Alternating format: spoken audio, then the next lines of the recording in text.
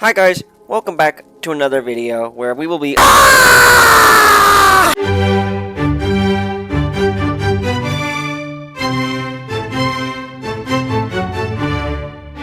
is in the early 1800s, starting at about 1806 and ending about 1815, that humanity finds itself under attack by a mysterious plague called the Blight, which turns people into what are called cannibals, but they're basically just zombies.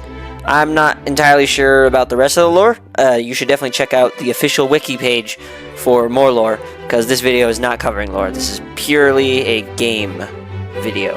Anyways, Guts and Blackpowder is a team shooter game where you and your teammates use colonial weaponry from the 1800s to fight hordes of the undead in order to complete various different objectives depending on your mission. There are several different classes that you can choose from, all of which have a unique playstyle and unique weaponry, which we will cover right now. The Ranker is one of the most well-rounded classes in the game, in possession of a musket which can deal long-range precision target damage but has a long reload, as well as a saber which is great for crowd control and can cut down targets easily. Additionally, the musket has a bayonet attachment, which can be used instead of the saber in order to deal precise stabbing attacks to singular enemies. The Ranker is a class that's best played at long ranges or in large groups, since individual Rankers can be easily overwhelmed by hordes due to their low rate of fire and single target damage playstyle. However, the Ranker does not need to be confined to this individual type of play, as there are multiple weapons that the Ranker can purchase from the shop in order to improve or change their playstyle, such as things like the Carbine, which removes the musket's bayonet, however is faster to reload, or things like the Heavy Saber, which is a melee that has far more reach and does more damage in order for easier crowd control. The Officer is similar to the Ranker, other than the fact that instead of a high-precision musket that does large amounts of damage and piercing, the Officer instead possesses an incredibly fast reloading pistol, with a low amount of accuracy and mediocre damage. Because of this, the Officer is a far more close-ranged class, and will usually be spearheading the front lines. Additionally, the Officer possesses one of the most unique abilities in the game, the Charge ability, which when filled, either by saving teammates or killing enemies, can be used to provide a massive buff to everyone in your vicinity.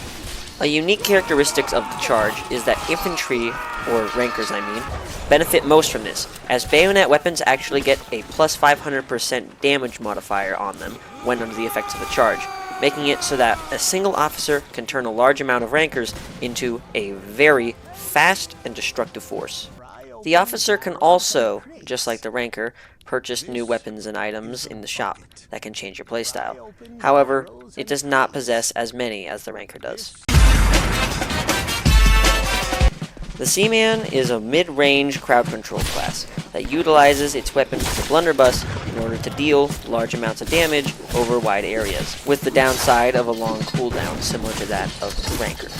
This class is actually my main, so I've had the time to grind some of the weapons and utilities, which I will talk about. The Seaman and its armory are not as interesting as most of the other classes, however they make up for this with their sheer power. The Seaman can utilize its blunderbuss for crowd control, however it also possesses a weapon known as the knock gun, which functions similar to the musket, however instead of firing one bullet, it fires 7, capable of dealing enough damage to instantly kill a cursor zombie, and having enough penetration to break through an entire horde.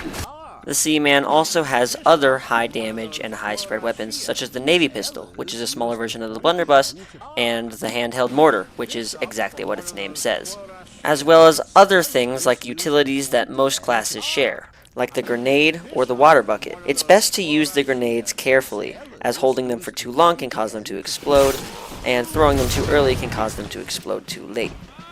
The biggest thing, though, about grenades is that you can never throw them near yourself, as your teammates are immune to your own explosions, but you are not, and you can easily kill yourself. This goes for all classes, though, since the grenade is available to almost everyone. The Sapper is a support class that utilizes its primary tool, the hammer, to build structures and barricades in order to assist the team in defeating the undead. The Sapper also possesses its other unique weapon, the Axe, which has a unique trait of being able to push zombies away using a shove ability, and dealing 5 times headshot damage, while possessing the downside of a very slow swing rate. The Sapper, obviously, being a support class, isn't designed for close range combat, but when it requires it, the axe is always there. The Sapper barely has anything unique to purchase for their armory, other than their shovel and their pickaxe, and the basic utilities like the grenade and water bucket. But don't get carried away, because dying as a Sapper is not only bad for you, but it's also bad for the rest of the game, as Sappers are one of the very few classes that can be infected and turn into a different variant that is incredibly dangerous after death. The Musician manages to be so boring and so unique at the same time, lacking basically any offensive capabilities other than their saber, but making up for it with the incredible buffs that they provide from their instruments. Playing as a musician feels less like Guts and Blackpowder and more like a rhythm game, where you have to match your tempo in order to provide the maximum benefits of your buff, while remaining in the middle of the group in order to not get attacked or be alone, since you can't really do anything while you're playing the instrument. As for the buffs themselves, the musician's fife provides a 20% reload buff, their drums provide a 35% swing rate buff, and the bugle provides a 2 times damage multiplier to anyone within range. Before we continue, I do want to address, I will not be covering the chaplain or the surgeon, since they are very situational classes, and the chaplain usually requires a game pass.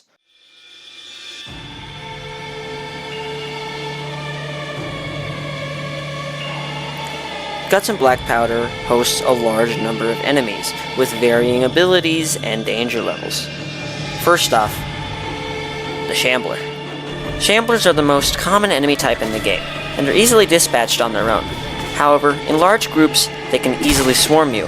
If one Shambler lands its grab attack on you, more will pile on, until inevitably they maul you to death. You can be freed from a Shambler's grasp if the Shambler is killed by one of your teammates, which is why it's vital to maintain a large group of people around you. The Runner is a high-speed pursuer enemy, which will run at you and tackle you to the ground, pinning you down and allowing other zombies to eat you. If you're not careful, they can easily end your game, and without proper saving, you're doomed. The Bomber is a zombie carrying an explosive barrel, which, when it gets close to you, will light it and ignite a fuse that will take a few seconds until it explodes and kills everything around it. Bombers are most frequently used actually for friendly fire against their own kind, but if you're not careful, they can catch you off guard. The Zapper is what appears when an infected Sapper on your team dies. They are able to do immense amounts of damage, but have a very slow swing rate. It's best to attack them in groups. The Igniter is another special infected that hides within the hordes and is able to throw flaming lanterns at you and your teammates. They are fairly easy to deal with and are incredibly rare. The Cuirassier zombie is an incredibly dangerous foe, possessing Cuirassier armor which makes it nearly impervious to all damage except for its few weak spots, as well as a fencing sword which can do high amounts of damage. The Cuirassier zombie takes an entire team to kill, and possesses a unique charge attack which can stun you in place and destroy Sapper buildings.